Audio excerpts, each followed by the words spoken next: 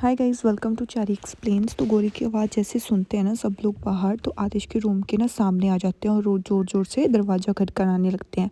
तो आतिश ना मिर्ज़ान को कहता है कि जल्दी से मुझे शर्ट पहना दो। तो मिर्ज़ान उसको शर्ट पहना देती है और हम देखते हैं कि आतिश को मिलने के लिए ना असली और जो कमाल है ना वो ज़ोर ज़ोर से दरवाज़ा खटकाने लगते हैं और असली के पीछे ना सारी फैमिली आ जाती है। और असली ज़ोर ज़ोर से बोलते हैं कि आतिश क्या तुम ठीक हो, प्लीज़ बाहर आओ, प्लीज़ बाहर आओ आतिश, क्या तुम ठीक हो। तो ना मिर्ज़ान की माँ को लगता है ना आतिश ने उसकी लड़की को मार दिया, लाइक मिर्ज़ान को कुछ कर दिया। तो वो ना ज़ोर ज़ोर से चिल्लाने लगती है। तो असली की माँ उसे पकड़ लेती है और बोलती है कि क्या पता तुम्हारी बेटी ने मेरे बेटे को कुछ किया हो। तो वो बोलती है कि मेरी बेटी ऐसा कुछ नहीं करेगी, तुम्हारे बेटे के अंदर ही हेट भरी हुई है। फिर ना ऐसे असली की माँ ना ऐसे आतिश को पूछने लगती है बाहर से कि आतिश क्या तुम ठीक हो। तो जो मिर्ज़ान की माँ होती है ना वो बोलती है कि मैं पुलिस को बुलाने वाली हूँ, मेरे को मेरी बेटी को पक्का कुछ कर दिया है। तो कमाल कहता है कि आतिश ऐसा कुछ नहीं करेगा, वो मिर्ज़ान को कभी भी कुछ नहीं कर सकता। सो प्लीज़ आप फ़िक्र मत कीजिए, आतिश ऐसा बिल्कुल नहीं कर सकता। फिर ना कमाल भी ऐसे ज़ोर ज़ोर से चिल्लाने लगता है कि आतिश गेट खोलो। तो ना असली की माँ कमाल को कहती है कि कमाल ऐसे करो कि दरवाज़ा तोड़ दो। तो जैसे ही कमाल ना दरवाजे से थोड़ा दूर होकर दरवाज़ा तोड़ने की कोशिश करता है ना, तो तभी आतिश ना डोर ओपन कर देता है और वो देखता है सब लोग बाहर खड़े होते हैं। तो आतिश उन्हें कहता है कि क्या प्रॉब्लम है, क्या हुआ और इतना शोर क्यों मचा रखा है यहाँ पर। तो असली उससे जल्दी से पूछती है कि हमें आवाज़ें आई थी तुम्हारे कमरे में से, क्या तुम ठीक हो क्या। तो वो बोलता है कि हाँ ठीक हूँ मैं। तो मिर्ज़ान की माँ कहती है कि मेरी बेटी ठीक है क्या। तो वो बोलता है कि हाँ वो भी ठीक है। तभी ना मिर्ज़ान वहाँ से बाहर आ जाती है। तो वो उसे देख कर ना ऐसे शॉक हो जाती है। वो बोलती है कि माँ मैं ठीक हूँ, आपको मेरी फ़िक्र करने की ज़रूरत नहीं है, मैं बिल्कुल ठीक हूँ। तो फिर असली और जो उसकी माँ है ना उनको यकीन नहीं होता कि ये बात सच है कि वो साफ़ कर रहा था इसलिए वो आवाज़ आई थी। तो फिर वो मिर्ज़ान की माँ उसे कहती है कि मैं तुम्हारी बारे में बहुत ज़्यादा फ़िक्र कर रही थी, मेरे को टेंशन हो गई थी कि कहीं तुम कुछ हो ना गया हो। तो फिर वो बोलती है कि नहीं नहीं मैं ठीक हूँ। फिर ना उसके बाद आतिश कहता है कि वो मैंने बोला ना कि मैं क्लीनिंग कर रहा था इसीलिए वो आप लोगों को आवाज़ सुनाई देगी। तो वो अचानक से चल गई तो मुझे भी नहीं पता चला। तो इस बात पर ना कमाल और असली और उसकी माँ को ना बिल्कुल भी ऐसे यकीन सा नहीं होता। तो फिर वो बोलती है कि क्या मैं अंदर आ सकती हूँ। असली कहती है। तो ना आतिश उसकी तरफ ऐसे घूरने से लगता है। फिर वो बोलती है कि प्लीज़ मुझे अंदर आने दो। तो आतिश स्टिल उसको अंदर नहीं आने देता, बस उसको घूरते रहता है। फिर ना वो कमाल की तरफ देखता है, ऐसे उसको कमाल को इशारा सा करता है कि इसको यहाँ से लेकर जाओ। और कमाल ना उसकी तरफ देख लेता है और वो इशारा समझ जाता है कि आतिश क्या कहना चाहता है। तो फिर ना वो असली को बोलता है कि ऑलराइट देखो कुछ नहीं हुआ है, चलो हम यहाँ से देखते हैं और यहाँ से चलते हैं, हमने ऑलरेडी देख लिया कि यहाँ पर कुछ नहीं हुआ, तो चलो यहाँ से चलते हैं। फिर ना आतिश मिर्ज़ान को पकड़ के ना रूम में अंदर बंद कर लेता है फिर से और डोर ना लॉक कर लेता है और असली और उसकी माँ वगैरह ना सब वहीं पर खड़े होते हैं। फिर जो असली की माँ है ना वो कान लगाकर अंदर से आवाज़ें सुनने लग जाती हैं। बहन क्या सुन रही है, अगर वो कुछ कर रहे होंगे तो ऐसा अच्छा लगता है कि तुम कान लगाकर उनकी आवाज़ें सुनो। फिर ना जमाल उन्हें कहता है कि माँ प्लीज़ ऐसे मत कीजिए, ऐसा करना अच्छा नहीं होता, आप चलो यहाँ से चलते हैं। तो असली बोलती है ना कि नहीं मुझे पता है कि आतिश को कुछ ना कुछ हो गया है, वो झूठ बोल रहा था पक्का। तो वो बोलता है कि कम ऑन असली ऐसा कुछ नहीं है, चलो यहाँ से चलते हैं। बट उसको खुद को शक होता है कि कुछ ना कुछ तो गड़बड़ है।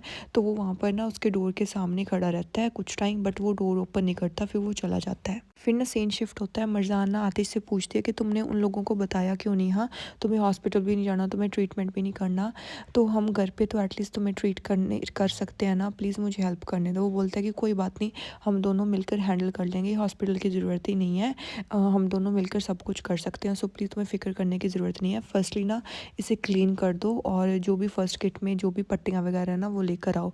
वो बोलती है कि प्लीज़ तुम इतने ज़िद्दी मत बनो, तो प्लीज़ हम हॉस्पिटल चलते हैं। वो बोलता है कि तुम कुछ टाइम चुप रहोगी और ये गुस्सा है ना ये छोड़ दो, पहले मेरा ये ट्रीट करो। तो फिर ना वो ऐसे गिरने वाला होता है, तभी आतिश को ना वो पकड़ लेते हैं। वो बोलते हैं कि चलो रुको रुको अभी बैठ जाओ यहाँ पर, और ना वो उसको वहाँ पर बिठा देती है। और वो बोलती है कि देखो मैं किसी चीज़ के बारे में फ़िक्र नहीं कर रही, मेरे को कुछ भी होता हुआ हो जाए, मैं उनसे डरती भी नहीं हूँ, प्लीज़ हम हॉस्पिटल चलते हैं, प्लीज़ मेरी बात मान लो, मेरे लिए तुम्हारी हेल्थ ही फर्स्ट प्रायोरिटी है, प्लीज़ मेरी बात मान लो। फिर ना वो खड़ी होती है और फिर वो बोलता है कि तुम कहीं नहीं जा रही हो, मैंने तुम्हें कहा ना कि तुम कहीं नहीं जा रही हो, जस्ट फर्स्ट एड बॉक्स लेकर आओ, और मैं नहीं चाहता कि मेरी वजह से तुम्हें कोई भी हर्ट करे, और ये मैं कभी भी नहीं चाहता कि मेरी वजह से तुम्हें कोई भी पेन आए। तो इतना सुनते ही ना मिर्ज़ान उसकी तरफ ऐसे शॉकिंगली देखने लगती है। फिर वो कहता है कि अगर तुम्हारे सर का किसी ने बाल भी उखाड़ने की कोशिश की ना तो मैं उसको कभी भी छोड़ूंगा नहीं। तो फिर वो बोलती है कि तुम्हें पेन की कितनी फ़िक्र हो रही है ना, पर तुम ही हो जो सबसे ज़्यादा पेन मुझे दे रहे हो आतिश, तो तुमने ही ये पेन दिया है मुझे ये सब। तो फिर ना आतिश थोड़ा सा ना ये सुनकर ना ऐसे अपसेट सा हो जाता है और वो मरजान की तरफ देखने लगता है। तो मरजान स्टिल उसे बोलती है कि देखो अब ना हमें तुम्हारी मतलब आम के बारे में फ़िक्र करनी चाहिए, ये सब ना हम बाद में भी कर लेंगे, सो प्लीज़ इन सब चीज़ों को छोड़ दो। फिर वो जल्दी से ना वहाँ से जाती है। तभी आतिश कहता है कि अगर तुम्हें पता भी है कि अगर किसी को पता चल गया कि मुझे क्या हुआ है तो मेंशन में क्या हो जाएगा, वो तुम्हारे साथ साथ ना तुम्हारी माँ को भी तंग कर देंगे। सिर्फ वो तुम्ही को नहीं तंग करेंगे, असली की मॉम तुम्हारी मॉम को भी नहीं छोड़ेंगी, तुम्हारी मॉम को भी घर से निकाल सकती है और उसको भी मार सकती है वो। सो प्लीज़ ऐसा कुछ मत करो, हम यहीं पर ट्रीट कर लेंगे। सो प्लीज़ ज़िद्दी मत बनो और मेरी हेल्प करो। तो मरजाना ये सुनकर ऐसे चुप सी हो जाती है एक बार के लिए, और आतिश को ना स्टिल बहुत ज़्यादा पेन हो रहा होता है और वो ना ऐसे चिल्ला सा रहा होता है। पर ना मरजान अभी भी वहीं पर खड़ी होती है, ऐसे कुछ सोच रही होती है। बहन ये सोचने का टाइम नहीं है, एटलीस्ट उसको कोई पेन किलर वगैरह तो दे दे ताकि उसका कुछ तो दर्द कम हो। फिर उसके बाद ना सीन शिफ्ट हो जाता है। जो मरजान की माँ है ना वो चुपके चुपके से हाइदर को मिलने जाती है और हाइदर ना अभी भी बेसमेंट में बंद होता है और उसको ना आतिश ने मिलने से मना किया होता है, इसलिए वो छुप कर हाइदर को मिलने जाती है। तो बाहर से ना वो हाइदर को आवाज़ लगाती है। तो हाइदर जल्दी से पूछता है कि मुझे ना आवाज़ें आ रही थी, क्या तुम सब लोग ठीक हो ना, तुम्हें कुछ हो तो नहीं गया। वो बोलते हैं कि हाँ हाँ ठीक है सब कुछ। वो आतिश ना ऐसे सफाई कर रहा था तो इसीलिए वो चल गई, तो उसको पता नहीं चला, तो हम सब लोग ठीक हैं, तुम्हें फ़िक्र करने की ज़रूरत नहीं है। तो फिर ना हाइदर उन्हें कहता है कि फिर भी तुम लोगों को ना केयरफुल रहने की ज़रूरत नहीं है, हमें बिल्कुल नहीं पता कि वो हमारे साथ क्या कर दे।